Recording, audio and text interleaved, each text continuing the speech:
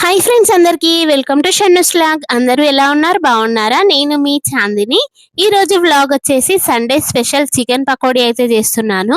Chicken pakodi చేయడం కోసం ఇక్కడ 1/2 కిలో చికెన్ అయితే తీసుకున్నాను. బోన్ తోనే ఉన్న చికెన్ అయితే తీసుకున్నాను ఇక్కడ. ఒక 2 టైమ్స్ మంచిగా వాష్ చేసుకున్న తర్వాత చిన్న చిన్న పీసెస్ గా అయితే కట్ చేసుకున్నాను. చికెన్ పకోడీ బయట షాప్ లో తీసుకుంటే మనకి ఏ టేస్ట్ ఉంటుందో సేమ్ అదే టేస్ట్ తో రావాలంటే నేను చెప్పినట్టు ఒకసారి అయితే ట్రై చేయండి ఫ్రెండ్స్. టేస్ట్ అయితే అంత బాగుంటుంది. సేమ్ మనం బయట తీసుకున్న చికెన్ పకోడీ లానే ఉంటుంది. మరి ఎలానో ఫుల్ వీడియో అయితే చూసేయండి ఫ్రెండ్స్. స్కిప్ చేయకుండా ఫుల్ వీడియో అయితే చూసేయండి. 2 టైమ్స్ మంచిగా వాష్ చేసుకున్న తర్వాత స్ట్రైనర్ లోకి వేసుకొని వాటర్ మొత్తం వెళ్ళిపోయిన తర్వాత మనం మసాలా ఇంగ్రీడియంట్స్ అయితే యాడ్ చేసుకోవాలి. ఇక్కడ నేనైతే ఒక నిమ్మకాయని అయితే తీసుకొని నిమ్మకాయని అయితే ఇందులో అయితే స్క్వీజ్ చేసుకుంటున్నాను. ముందుగానే కొత్తిమీర అలాగే పచ్చిమిర్చి అయితే కట్ చేసి అయితే పెట్టుకున్నాను. లెమన్ జ్యూస్ యాడ్ చేసిన తర్వాత టేస్ట్ కి సరిపడినంత సాల్ట్ అయితే యాడ్ చేసుకోవాలి. 1 teaspoon salt, 1/4 teaspoon హల్దీ పౌడర్, 1 టీ స్పూన్ అల్లం వెల్లుల్లి పేస్ట్, 1 టీ స్పూన్ ధనియా powder, 2 teaspoons red chilli powder. స్పైసీగా తినాలనుకుంటే ఇంకొక హాఫ్ టీ స్పూన్ వరకు రెడ్ చిల్లీ పౌడర్ అయితే యాడ్ చేసుకోండి.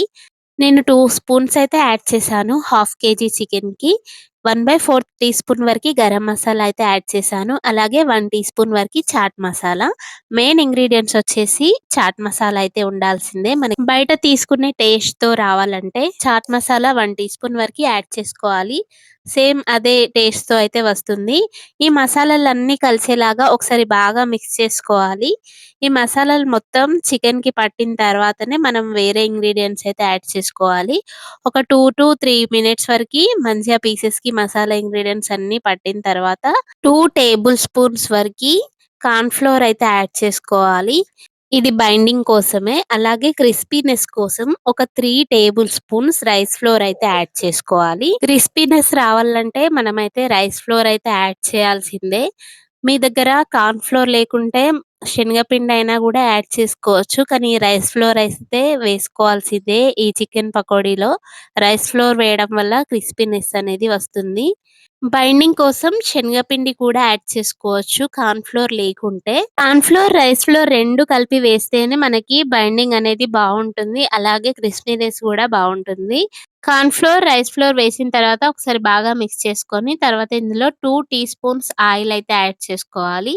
తర్వాత చూసుకుంటూ కొన్ని కొన్ని వాటర్ అయితే యాడ్ చేసుకోవాలి. నాకిక్కడ 2 టేబుల్ స్పూన్ వరకి వాటర్ అయితే పట్టాయి.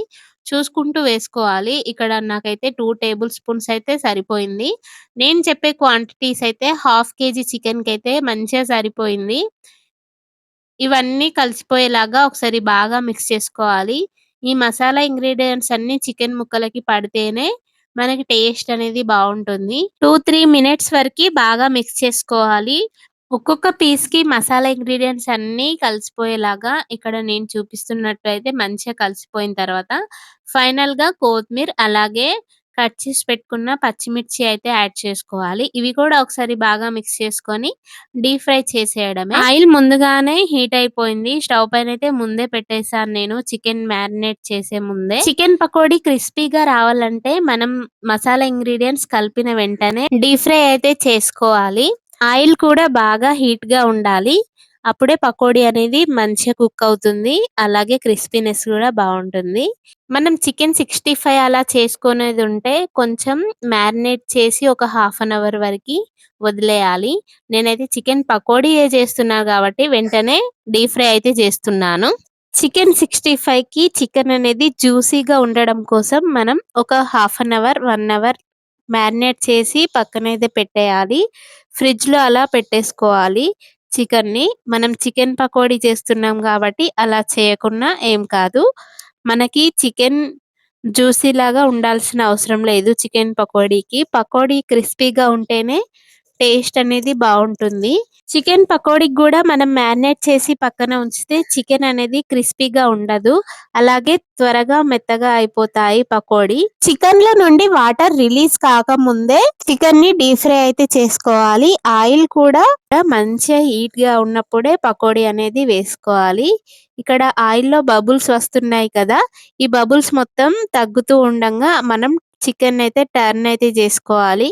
ఇక్కడ గోల్డెన్ కలర్ వచ్చేంత వరకు చికెన్‌ని డీప్ ఫ్రై చేసుకుంటే మన చికెన్ పకోడీ అనేది రెడీ అయిపోతుంది. గోల్డెన్ కలర్ వచ్చిన తర్వాతనే చికెన్ అనేది తీయాలి. అప్పుడే మనకి చికెన్ అనేది సాఫ్ట్‌గా లోపల వరకి కుక్ అవుతుంది.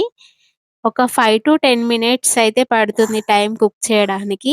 ఈ చిన్న చిన్న టిప్స్ పాటిస్తే మనకి బయట తీసుకుంటే ఎలా ఉంటుందో టేస్ట్ చికెన్ పకోడీ సేమ్ అలానే ఇంట్లోనే ఈజీగా చేసుకోవచ్చు.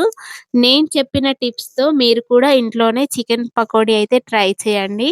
టేస్ట్ అయితే చాలా బావుంటుంది. నేను హాఫ్ కేజీ చికెన్‌కి ఇంగ్రీడియెంట్స్ అయితే చెప్పాను గదా! మీరు 1 కేజీ చికెన్‌తో పకోడీ చేయాలనుకుంటే ఇవే ఇంగ్రీడియెంట్స్ డబల్‌గా అయితే తీసుకోండి. టేస్ట్ అయితే సూపర్‌గా ఉంటుంది. మీ ఇంట్లో వాళ్ళైతే చాలా ఇష్టంగా అయితే తింటారు. మా ఇంట్లో వాళ్ళకైతే చాలా నచ్చింది. చికెన్ డీప్ ఫ్రై అయిన తర్వాత ఇందులోనే ఇదే ఆయిల్‌లో కొంచెం కరివేపాకు, అలాగే గ్రీన్ చిల్లీస్ డీప్ ఫ్రై చేసుకొని తింటే సూపర్ ఉంటుంది. అంతే ఎంతో సింపుల్‌గా చికెన్ పకోడీ అయితే రెడీ అయిపోయింది. టేస్ట్ అయితే సూపర్ ఉంది. ఇక్కడ నేనైతే తినేసాను. టేస్ట్ అయితే సూపర్ ఉంది. మీరు కూడా తప్పకుండా ట్రై చేయండి ఫ్రెండ్స్. మా ఇంట్లో వాళ్ళకైతే చాలా నచ్చింది. వేడి వేడిగా తింటే చాలా బావుంటుంది. క్రిస్పీగా చాలా బావుంది. ఎంతో సింపుల్‌గా చికెన్ పకోడీ అయితే రెడీ అయిపోయింది. మరి ఈ వీడియో నచ్చిందా? నచ్చితే ఒక చిన్న లైక్ అయితే ఇవ్వండి ఫ్రెండ్స్. అలాగే మన ఛానల్‌ని ఎవరైనా కొత్తగా చూస్తున్నట్టయితే ప్లీజ్ ఫ్రెండ్స్ లైక్ చేయండి, షేర్ చేయండి, సబ్స్క్రైబ్ చేయండి ఫ్రెండ్స్.